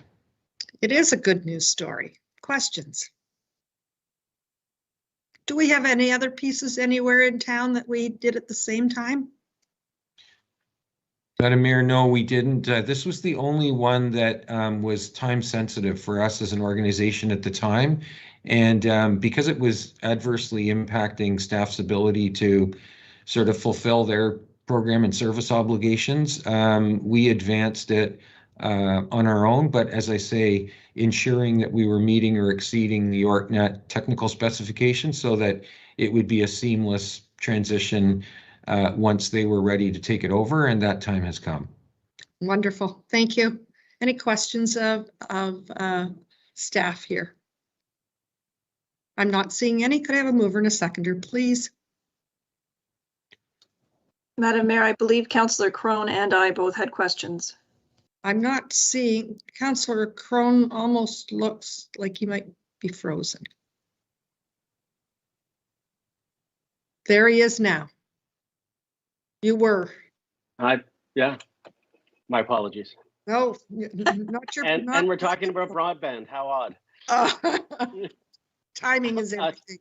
Through you, Madam Mayor, to Mr. Velchich, if I could just so that I'm clear, the money we're getting back from YorkNet in the sale, is that a depreciated value, or is I think you said there was we were getting what we paid for it? I just want to be very clear on that. Madam Mayor, I'm pleased to report that we're getting the full cost back from YorkNet at this point. So essentially, we've had this fiber to use for 5 years, and we're getting our money back. And at this point, YorkNet will incorporate it into their broader fiber network as they continue to build out.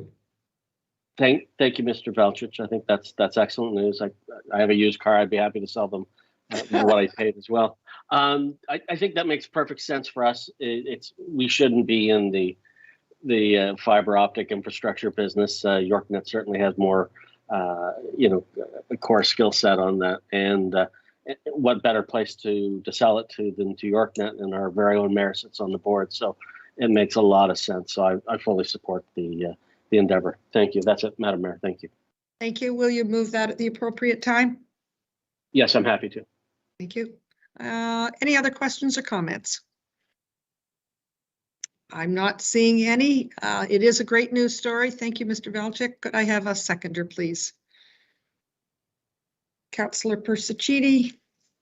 All those in favor? And that's carried. Are there any other questions of Mr. Velchich? Do you have any information for us? Madam Mayor, I do have one other piece of good news I wish to share with Council and the public this evening. You just heard a couple of minutes ago from our Director of Economic Development, Margot Bejean. I'm really delighted to report that Ms. Bejean has been recognized by the Economic Development Council of Ontario as one of the top 10 economic developers in the province. So just to put this into perspective, they have over 1,000 members, and Margot's been recognized for this past year as being one of the top 10. So we're very fortunate to have Margot on our team. It's a delight working with Margot, and really want to congratulate her on this recognition. Congratulations, Margot, on behalf of all members of council. We knew you were #1. Now everyone else knows too. Thank you so much. Thank you very much. Very exciting. With that, I will move along to Community Parks, Recreation and Culture. And we're going to talk about Santa coming to town. Thank you. Through you, Madam Mayor, Santa Claus is coming to town. It's just in a little bit of a different way. Given our outdoor occupancy limitations and restrictions still in effect, CPRC is working with the Santa Claus Parade Committee, as well as our Mount Albert Lions, to again offer residents the Santa Claus Tour of EG. This is an alternate event experience where Santa drives through the streets of EG to bring greetings to residents. New for this year is those who don't get to see Santa will be hosting a Santa Q&A through a Facebook live event, and we'll also be hosting a coloring contest for children. So I'd be happy to answer any questions related to this alternate form of Santa coming to town. Thank you very much. Questions of Mr. Karmazin? I'm not seeing any. I know last year the community thoroughly enjoyed it. I know they missed the parade as it has been traditionally, but it certainly was a good second. And without being able to do it again this year, I think that people will be very responsive to it. So thank you. And if you could pass along the thanks to all the people behind the scenes that are working to make it happen as well. Could I have a mover and a seconder, please? Councillor Morton, Councillor Foster, all those, and that's carried. Okay, do we have, let me just see. There we go. Item number 2, Mr. Karmazin. Yes, through you, Madam Mayor. This next item is a memo which provides council with an update related to the Emily Park and Simcoe Trail Public Open House.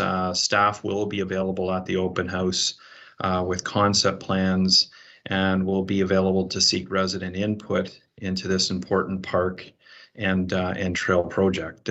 Staff have received feedback related to the timing of the open house during the dinner hour or when residents are commuting. As a result, staff have extended the open house hours to past 7:30 in an effort to provide a greater opportunity for our residents to attend and provide their input.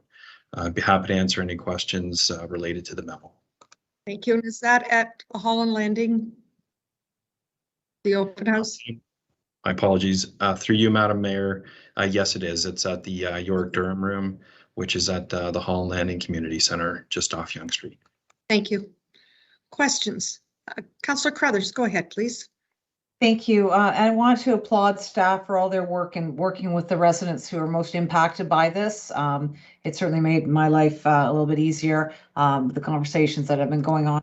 I just wanted to check that those residents who back onto the park and trail will get hand-delivered notification about the open house. Can we do that for them just to make sure not everyone reads the paper, not everyone's on social media, and the people who are most impacted, I think, should be notified. Is that possible? Through you, Madam Mayor, absolutely, we can provide hand-delivered notices to those residents that back onto the Valley lands and where the whose properties abut the Valley lands. Absolutely. Thank you. Any other questions or comments? Seeing none, Councillor Crothers, would you move that, please? And a seconder, Councillor Persicini, all those in favor? And that's carried.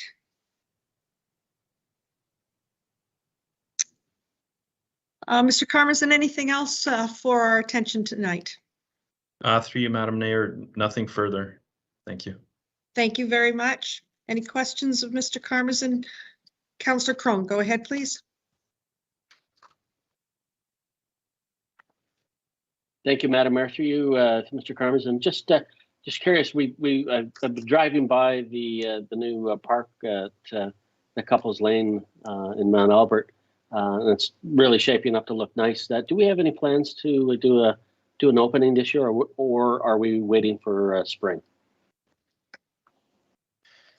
Through you, Madam Mayor, I think we're waiting until the spring at this point, given occupancy restrictions still for outdoor events are still at that 100 occupants, which makes it very challenging, to open a park, unless it's a cordon off area, similar to our farmers market or temple events, which it's not. It's very difficult to cordon off a park to restrict access. So I think at this point we're up to 7 or 8 opening events for next year that we're aiming to hopefully celebrate into the spring and summer months of 2022. So stay tuned. There will be lots of park openings and trail openings coming to a community near you. Yeah. Okay, Madam Mayor, through you. Thank you. Appreciate that update, Mr. Karmazin. I'm hoping, though, at some point the barricades around the park will come down and the residents will be able to enjoy it. I think if you are sneaking in, they get a taste. But I do hope we can lower the barricades and let them in. Anyway, thank you, Madam Mayor. That's it for me. Thank you. Councillor Persichini, question? Tower had a question first. Roy, did you have a question first? No? You go ahead, Councillor Persichini. Oh, thank you. That's very kind of you. Go ahead. I just want to congratulate, starting to see the signs, East Gwillimbury, the new ones on Yonge Street. They're starting to look really good. How long before we have them all up? But they're looking great for the new logo and everything. Thank you. How long do you know before we get the rest? Through you, Madam Mayor, I think we're aiming to have them complete before the end of the year. We're replacing the ones that were in the worst condition first. So I think we're going by community, and CIS is doing a fantastic job with implementing the install. So we are seeing them, both the town entry and the community entry signs. And again, we're replacing them from the worst to the best, if you could position it that way. Thank you. Councillor Roy DiClemente. Thank you, Madam Mayor. Further to the community entrance signs, they look amazing. My son did, however, comment that he wondered whether the old ones are going to get removed, that we're putting the new ones up but leaving the old ones in behind them. But I reassured him that all would be done by the end of the year. So I hope I'm proven correct. I did want to raise, Madam Mayor, just briefly, Councillor Persichini and I were approached by a resident on Grant Court.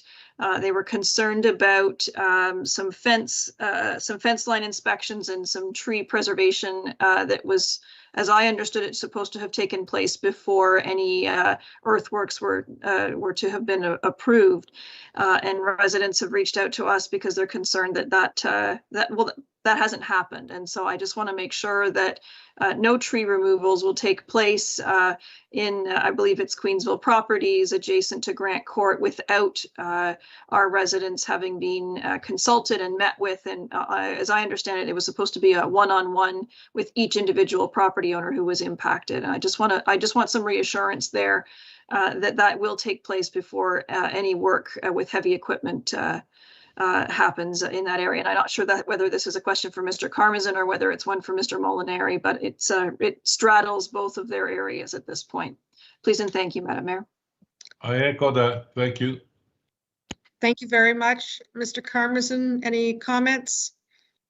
Through you, Madam Mayor, both CIS and park staff are reaching out to that particular resident that we were made aware of, where there was I guess some fencing activity that was set to occur, and to ensure that the developer consults with those residents to ensure there won't be interference with their private property and trees on their private property. And that would include proper hoarding off and tree preservation measures put in place to ensure any heavy equipment wouldn't affect the root zone of those trees, and to ensure that the residents are consulted with prior to the work occurring. Go ahead, please. Thank you, Madam Mayor. The email thread that Councillor Persichini and I was shared with us. It wasn't just this one particular individual, but there was some verbiage there that recommended that the developer and their consultant contact a list of people. It was a partial list of people, and it basically said you'll need to contact these people directly and set up a time to discuss it with them. So it seems to me that it wasn't just this one property owner, but that there was a fair amount of work still to be done with these residents, and I didn't want any work to be done by the developer until that had taken place. Thank you. Thank you. I'm not seeing any other comments. Mr. Karmazin, I trust you'll be dealing with that developer at this point. Through you, Madam Mayor, correct. Thank you very much. Any other questions or comments? Seeing none, we'll move along to Community Infrastructure and Environmental Services. And Mr. Molinari. We have no reports at this time. Do you have any information for us? Through you, Madam Mayor, nothing at this time, but happy to answer any questions. Thank you. Any questions of Mr. Molinari? I'm not seeing any. Thank you very much. Development Services is our next one, and we do have one report there. Mr. Ramuno. Good evening, Madam Mayor, members of council. Yeah, we have two reports. The first one is 01 is the report relating to the Sharon Heritage Conservation District study, with a recommendation seeking council's direction to initiate the process of establishing a Heritage Conservation District study for the Sharon neighborhood. There's a bit of history related to the Heritage District studies, specifically in Sharon, as we outline in our report. Most recently, though, our Heritage Advisory Committee at its September 23rd meeting recommended that the community of Sharon be prioritized as the first Heritage Conservation District study to take place in town. And as council's aware, as I mentioned, there's a bit of history dating back to the 2010 with respect to our official plan identifying Sharon, Mount Albert, Holland Landing as future district study areas. And in 2013 and 18, there was previous council direction to staff to investigate Sharon as a community, as a heritage conservation district. And again, in 2020, we initiated and completed in early 2021 the review of our register of heritage properties. And within the report, Madam Mayor, staff have identified an estimated budget amount for the completion of the study for Sharon. And if council endorses a report and the budget approval, we'll be able to commence the study early in the new year. And I will just add that there'll be a significant amount of public outreach and consultation that will be involved as we proceed with the study, not only community meetings, public meetings and notices, but we will certainly send out individual mailouts to all the property owners that will be affected or will be included in a future study area limits once those are identified. But there will be additional reports that staff will bring to council as we move forward. And Mr. Ramono, you're looking at next spring, next summer completed, or sooner than that? No, completion in something like this. It's not a huge area, Madam Mayor, but we'll do our best to try and get it done within that year, within the year of 2022. But it all depends on the amount of public engagement and feedback we get from residents in the community. But we'll try and initiate it as soon as possible in the new year. Thank you. Questions, comments? Councillor Roy DiClemente, go ahead. Thank you, Madam Mayor. Through you, very pleased to see this come to fruition and to see this report before us. Through you, Madam Mayor, to Mr. Ramuno, your report notes that there's the opportunity for council to pass a bylaw that designates the heritage study area for a year, which sort of puts a bit of a moratorium on change in the area while the district is being established and studied. When would you recommend that we consider such a bylaw?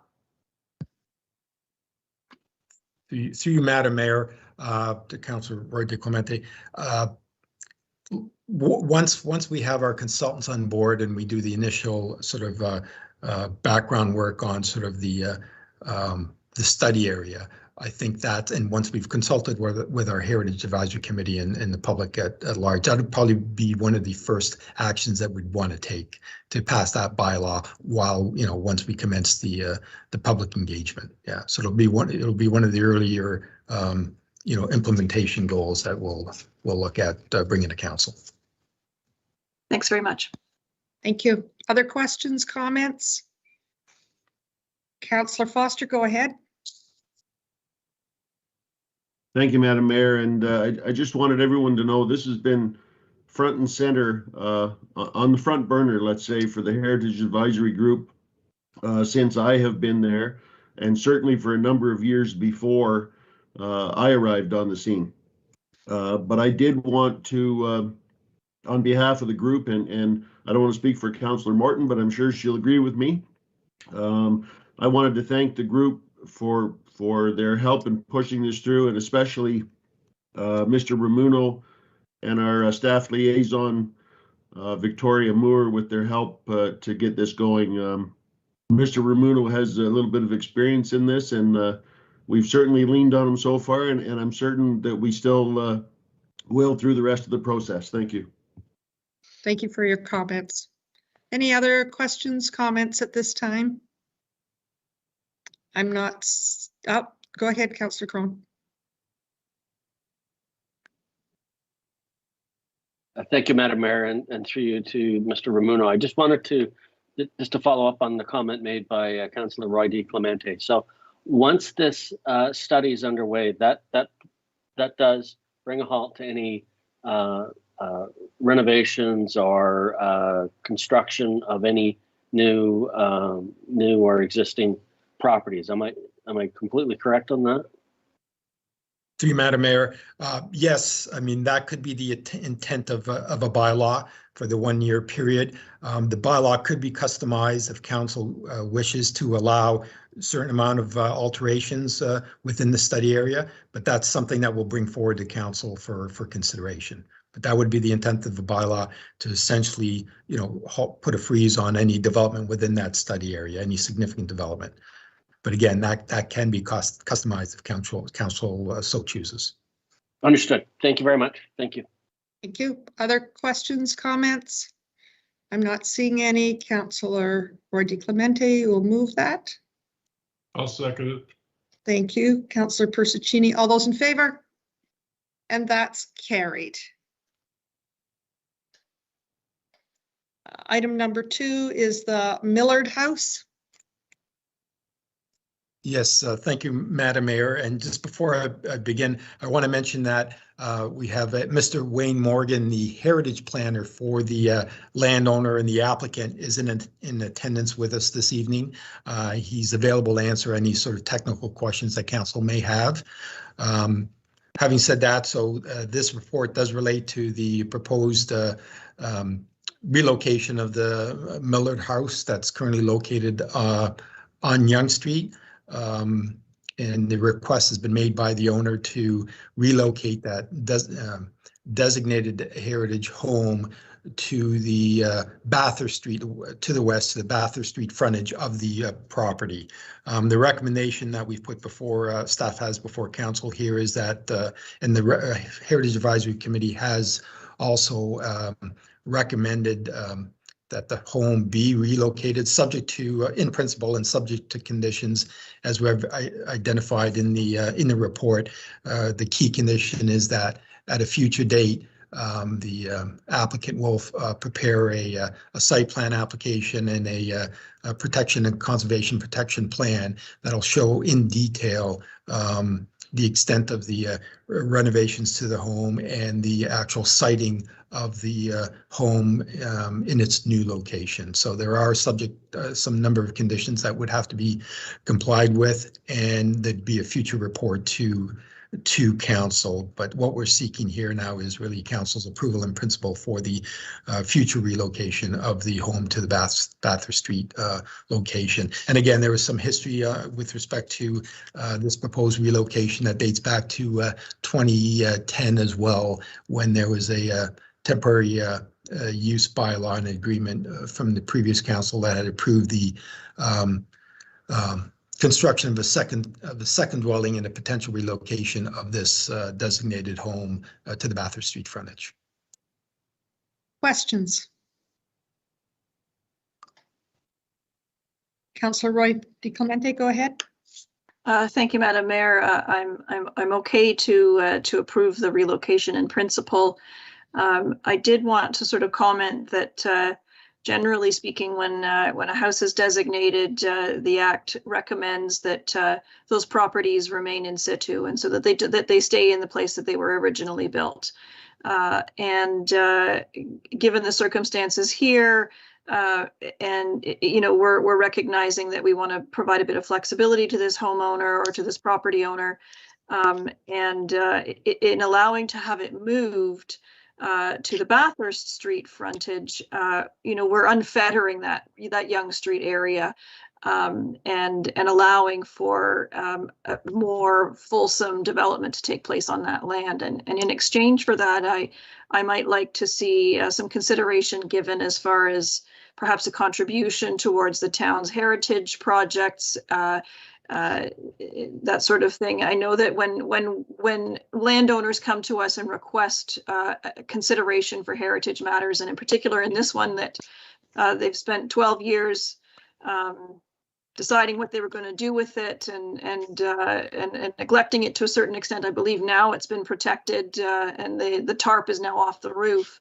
But I think in consideration for our flexibility and for our respect for the heritage of the area, I'd like to see a contribution made or considered towards heritage projects within the town, whether it's another restoration project or an interpretive sign project or something like that. Just a consideration for that to be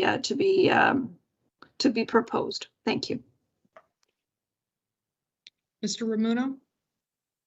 Through you, Madam Mayor, and I did forget to mention Councilor Roy DiClemente did mention that I did do a site visit earlier on. The applicant has finally secured the property, has replaced the roof, had some work done to ensure that it's protected from further vandalism, and we'll be continuing to monitor it. One of the conditions we have proposed is that obviously there'll be before the home is moved, and as part of the site plan agreement, there'll be financial securities that will be required to ensure that it's safely relocated. But to Council's point, that is one condition that staff will take back and will report back to include a potential financial contribution as part of the final council approval and site plan approval of the relocation. Noted. Thank you. Thank you. Pleased to hear that. Mr. Ramuno, we have another house that we thought was going to be moved and it hasn't been, and it continues to sit. I'm wondering, are there time lines that houses must be moved? I know the longer they sit, the more chance of vandalism and weather issues as well. And I thought probably 3 or 4 years ago, the one that was on Green Lane was going to be moved fairly soon. And I'm not hearing any discussion whatsoever about having it moved. It's still in the same place, and I'm not sure where it's bogged down, but I'm wondering if we can reinvent it and see if we can move it along. I noticed the other day that there were a couple of car tire tracks within, and I don't think it was for any good reason, unfortunately. To you, Madam Mayor. Yeah. With respect to the Howard House, we are still meeting with the applicant on trying to finalize those relocation plans with the Temple Society as well. So they're still moving along, not as quickly as we'd like, but you've made a good point that ideally we'd want to relocate these homes, if they are to be relocated, sooner the better, and for them to be repurposed so they do have a use and they don't sit idle and continue to deteriorate. But we'll continue to work out with both of these landowners to ensure that we can continue to move the projects forward. Thank you. Perhaps they can get a 2-for-1. Madam Mayor, if I may. Yes, go ahead, please. The Bobby Bula house that is going to be moved, and the Howard house, the family, there was the one family actually lived in both of those houses at one time. So it might be nice to have the two houses that are very close together, sort of a family issue thing. Thank you. We'll leave that with staff to see how they make out. Okay. Thank you. Councillor Roy DiClemente, go ahead, please. Given that it's taken us over 2 years to get one house moved, I'm hesitant to suggest that we add a second house to the deal. Madam Mayor, just as an update, is my understanding that the temple has a couple of final decisions to make as far as location on their lands where it would be located. I know from my calendar that they have a board meeting on November 8th, so perhaps that's where it will be ratified. I do know that the agreement is with the lawyers and has gone back and forth with some edits. So hopefully the landowner of the Howard House and the STMS will be in a position to announce something positive relatively shortly. Thank you. Thank you. Any other questions or comments? Could I have a mover and a seconder, please? Councillor Crone, Councillor Morton, all those in favor? And that's carried.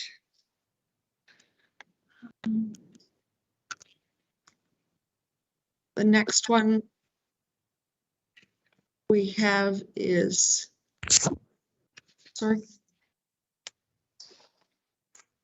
Yes. Emergency services. And I'm not seeing any reports at this time, but I am seeing the chief. Go ahead, Chief. Good evening, Your Honor. Nothing on the agenda, but happy to answer any questions. Thank you very much. Questions of the chief? I'm not seeing anything at this time, Chief. Thank you very much.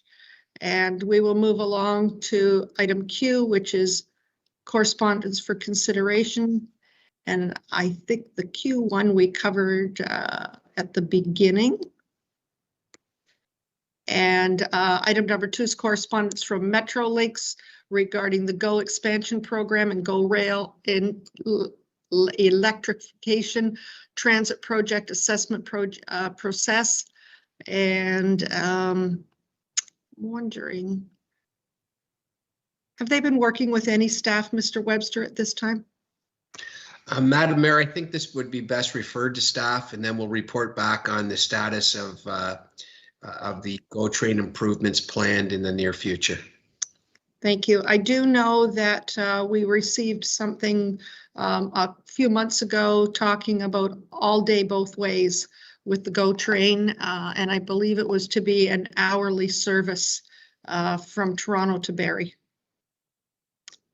So I'm wondering, we have be it resolved with correspondence from Metrolinx dated August 12, 2021 regarding Metrolinx GO expansion program and GO rail electrification transit project assessment process.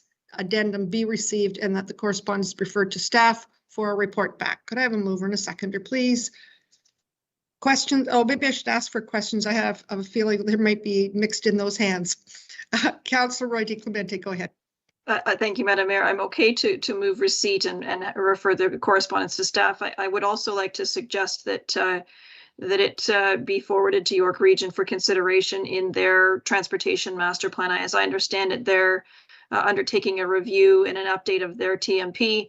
And while it's delightful news that Metrolinx is considering 15-minute all-day two-way transportation, we have some significant grade separations that need to be addressed. And I think that might best be addressed or at least considered as part of the regional TMP, as well as our own, of course. But I think it has impacts both in our community and in other municipalities adjacent to ours.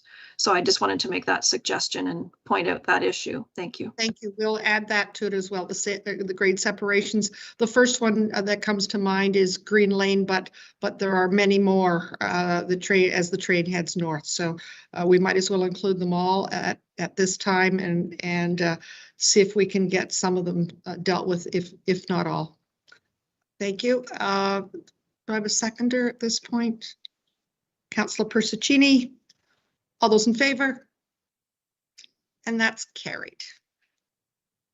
We are down to resolutions. I have none. I have no bylaws. At this time, item T is a notice of motion provided by Councillor Roy DeClemente at the council meeting held on July 28, 2021, Heritage Conservation District for the Village of Sharon, and we have already dealt with that. Item referred from the council meeting held on September 21st, 2001. I'm assuming everyone read it. Yes, go ahead, Councillor Roy DeClemente. Thank you, Madam Mayor. I think it's a bit of a moot point at this point. The resolution requests us a report from staff about next steps, and we've already done that. So I can either withdraw it or we can pass it. But regardless, we've done the work. Thank you. My preference would be that it is on our agenda. I would pass it, and then we have the record for it as well. So with that, you will be moving that. Thank you. And do we have a seconder? Councillor Persichini. All those in favor? And that's carried. Other business, Environmental Advisory Committee report, and that's the phosphorus recycling facility, which we dealt with. I'm not sure, Madam Clerk, did we receive? We did receive this under, that's a few hours ago now. That's done. And confirming bylaw, be it resolved that bylaw 2021-92 being a bylaw to confirm the proceedings of council meeting held on October 19th, 2021 be taken as read and acted and signed by the mayor and municipal clerk. Could I have a mover and a seconder, please? Councillor Crothers, Councillor Crone, all those in favor? That's carried, and an adjournment at, I have 8:11. Moved by Councillor Morton and Councillor Crone. All those in favor? And that's carried. Thank you very much, everyone. Thank you, staff. Appreciate all the good reports tonight. Thank you for all the cooperation from members of council. Have a great evening. Thank you. You all.